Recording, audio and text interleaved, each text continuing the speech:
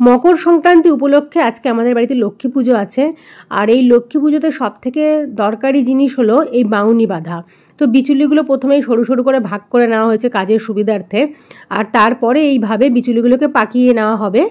তো এটা আমার দাদুভাইই করে, দাদুভাইই করছে এই কাজটা। এর পরের কাজটা হলো আমার। দাদুভাই তো সব বিচুলিগুলোকে এরকম পাকিয়ে পাকিয়ে রেডি করে দিয়েছিল। তো আমি এবার এইগুলোতে ফুল, মানে যা যা রেডি করতে লাগে ফুল টুল দিয়ে সেগুলো রেডি করছি। তো প্রথমেই দেখো একটা আমের পাতা দিয়ে দিয়েছি, আম পাতা আর কি। আর তারপরে এখানে দিতে হয় তোমার বেল পাতা, একটা গাঁদা ফুল, সর্ষে ফুল, মূলো ফুল আর মটর ফুল। তো এই টোটাল এই 5টা জিনিস দিয়ে এই বাউনিটাকে রেডি করতে হয়। এটা প্রতি বছর আমি রেডি করি, মানে ফুল দিয়ে।